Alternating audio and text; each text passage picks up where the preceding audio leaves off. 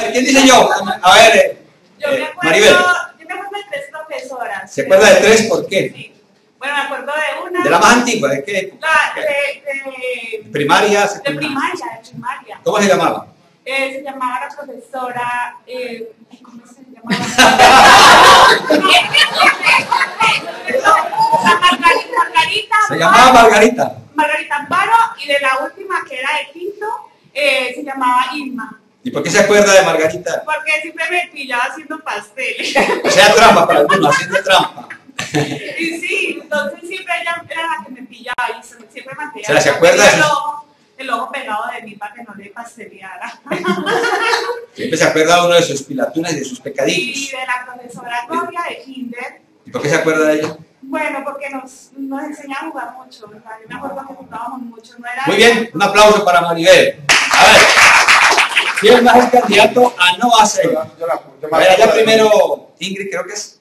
Y luego, a ver, Ingrid. De primaria. De primaria, ¿quién se acuerda? Margarita. Margarita. De matemáticas. De matemáticas, ¿por qué se acuerda de ella? Al principio, los 5 primeros minutos de clase, Los 5 primeros minutos. hacía operaciones matemáticas y el que primero adivinaba le daba una chocolatina ayer. Y por eso no Pero bueno, pero usted hacía ejercicios de matemáticas, pero usted calificaba. Bueno, vamos a ver a los que yo llamo con Camilo y compañía, ¿cómo se llaman? Niños precoces. A ver, que primero aquí Juan Fernando, que yo creo que fue un niño precoz, no sé si me equivoco. A ver Juan Fernando, ¿qué se acuerda? Bueno, nombre y época. Yo me acuerdo de una que también se llamaba Margarita. También llamaba Margarita. ¿Por qué se acuerda? Me acuerdo en particular porque yo desde muy niño vendía colombiano. Vendía prensa, periódico. Sí, y ella me colaboraba, siempre le llevaba a su casa el colombiano todos los días. Y él ayudaba. Pues ella me colaboraba. Y era de primaria. Muy bien. A ver, Camilo, que era otro niño precoz. Supongo. A ver, el más antiguo. Camilo, del más antiguo. Margarita y era mi profesora de primero. De primero primaria. ¿Y por qué se le quedó en la memoria?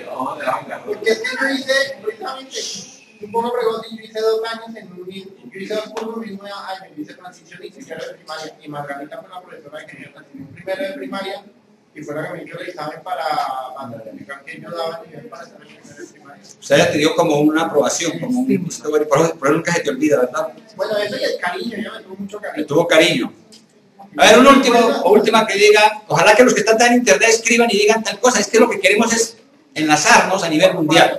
A ver, Juan Ventura. A ver, de primaria, un profesor que se llamaba Javier. De primaria se llamaba Javier. Me acuerdo mucho de él porque era como muy querido así por los niños en la clase y porque se fue a otro colegio de Madrid. Entonces fue como un poco así. Como que le. Muy bien. No me acuerdo de las caras de muchos, pero reconozco que los nombres no. Bueno, pero qué interesante, ¿se acuerda? Porque le tenía cariño, porque le apoyaba y le ayudaba. Bueno, ahora vamos a hacer una segunda pregunta. Esta, espero que así como nos acordamos de los profesores, vamos a ver. De Jesús, porque vamos a hablar de Jesús como maestro de maestros. Unas 3 experiencias. ¿Qué enseñanza de Jesús? ¿Usted se acuerda de Jesús como maestro? Porque ¿qué le enseñó? Cuando usted leyó eso, cuando lo aprendió, bien sea a través de un profesor, o de un pastor, o de un líder, o de la TV, qué sé yo. 3 que nos digan qué han aprendido de Jesús, qué es lo que más recuerdan, que si alguien les preguntara qué es lo que más admira de su vida cristiana en cuanto a Jesús, de lo que le enseñaba. A ver, por aquí creo que Mónica. ¿Cuál es la enseñanza de Jesús que más le llama la atención, lo que le ha servido a ti? A mí me parece que Jesús, como enseñaba por medio de parábolas, era una manera muy didáctica porque hacía que la gente se imaginara cosas que conocían. Los llevaba a imaginarse muy cosas. familiares. Muy familiar. Entonces, la que más me ha marcado en mi vida como cristiana es la del sembrador, la parábola del sembrador. La parábola del sembrador es la que más te ha quedado. Muy bien. A ver, ¿quién más dice que quizá? A ver, Mónica Baena. Luis. Luis.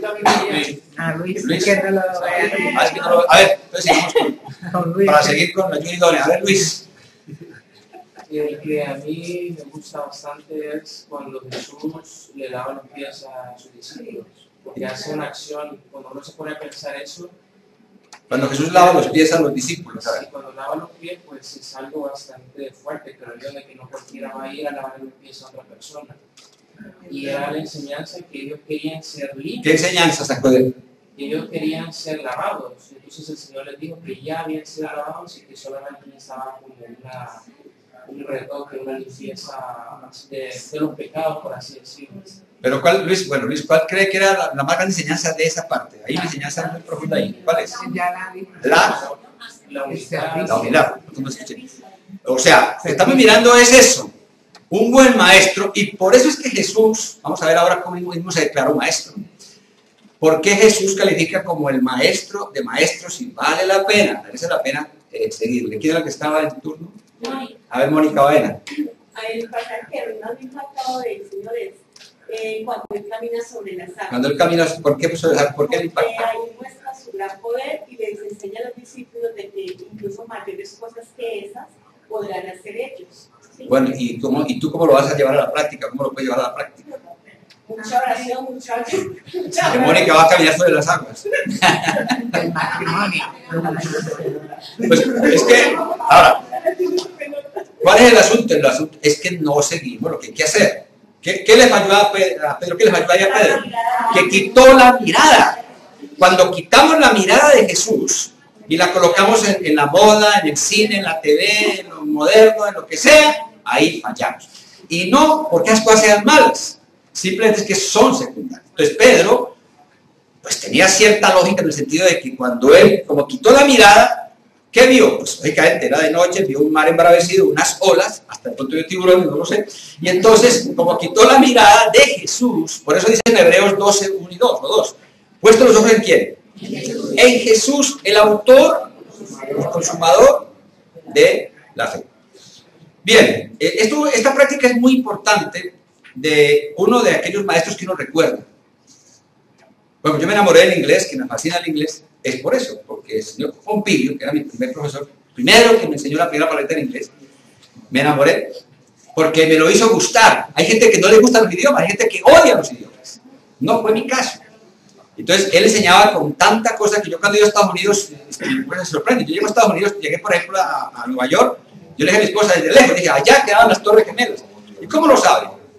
Sencillo, toda la vida estudiando esos cursos, pues ahí. Bien, pero lo más importante es lo de entonces, vuelvo y repito, el tema de hoy, siempre insisto, alguien le pregunta, ¿cuál fue el tema en Senford hoy domingo? Clarísimo tiene, por eso siempre me gusta repetirlo, volverlo a repetir, y ver más ahora que va quedando en la página web, es Jesús, maestro de maestros. Como estamos en el mes de la capacitación, pues para que nos animemos. No hay cosa más agradable. Yo muchas veces he comentado, yo me enamoré de Jesús fuertemente cuando en la universidad, por ejemplo, me enseñaron claramente Juan 14:6. ¿Alguien recuerda cómo dice? Yo soy el camino. Yo soy el camino, la verdad y la vida. ¿Y cómo agregó? Y nadie puede llegar a Dios el Padre, sino a través de mí. Me han enseñado ya en la universidad que todos los caminos llevan a Roma y que todas las religiones son verdaderas. Falso. Jesús no dijo soy una de las tantas, no.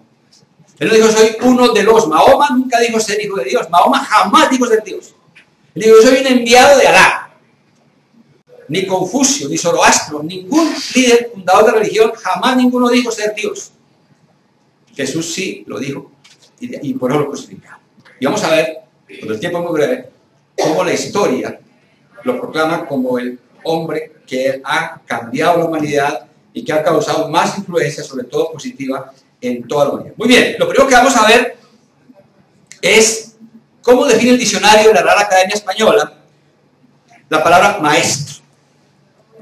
Porque yo creo que salvo excepciones, todo ser humano ha tenido maestros, ¿o no?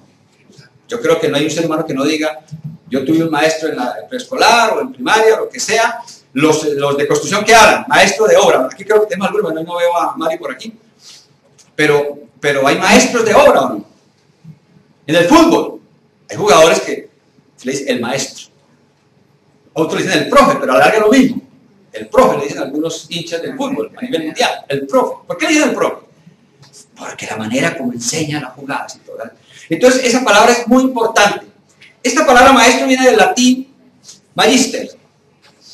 Yo me voy a empezar esta semana por qué le llaman maestría. Es curioso que se le llame maestría, porque yo entendería que una maestría básicamente sería para enseñar, que es más de un doctor, de un doctorado. Bueno, eso es lo que yo más o menos especulo. Pero se le llama maestría, no sé por qué. Sería bueno que aquí alguno averiguara que haya hecho una maestría. ¿Por qué le llaman maestría? Y a otro le llaman doctorado. Porque si le llaman maestría, y vamos al origen, es para que esa persona lo que aprende enseñe. Así lo entiendo yo, pero puede que esté equivocado. Lo cierto es que esta palabra viene de magister, que significa maestría. O sea, una maestría significa esto, el origen.